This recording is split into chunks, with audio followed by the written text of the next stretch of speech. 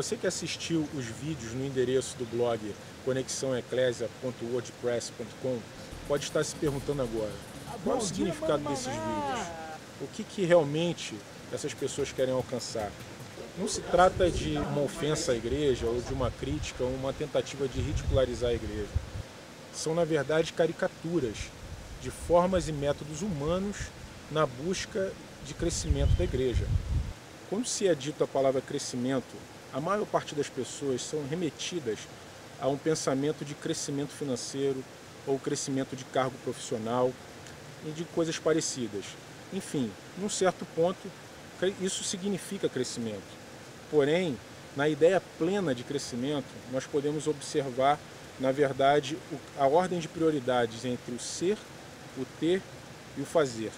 Alguém pode ser detentor de grandes coisas, de muitas coisas, porém não ter nenhuma autoridade. No caso, eu posso te citar o fato de Jesus.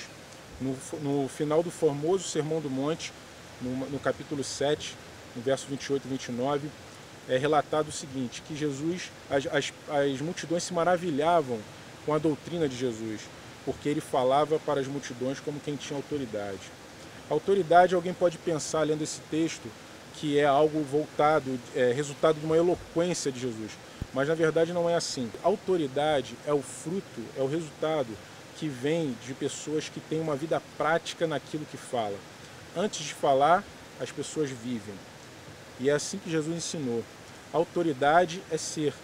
E depois você pode falar alguma coisa. O próprio Jesus também disse de que vale ganhar o mundo inteiro, ter o mundo inteiro e perder a própria alma. Paulo, o apóstolo, quando começa a explicar no capítulo 12 da sua primeira carta aos Coríntios sobre os dons espirituais, quando ele chega no capítulo 13, ele apresenta um caminho sobremodo excelente, que é o amor. E quando ele descreve o amor, nós podemos ver claramente que ele descreve a pessoa de Jesus. Ele diz: o amor é paciente, é benigno, não busca seus próprios interesses. Enfim, na verdade ele está caracterizando a personalidade de Jesus. Após essa descrição, Paulo escreve no final do capítulo 13, desafiando a igreja a, na verdade, deixar a imaturidade, desistir das coisas próprias de menino, para poder crescer.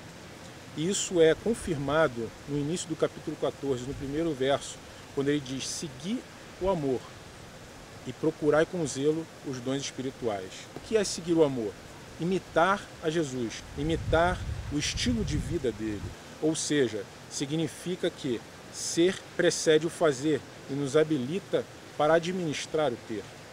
Este tipo de crescimento real só ocorre quando há um compromisso verdadeiro, genuíno, com a prática do conteúdo da vida de Jesus.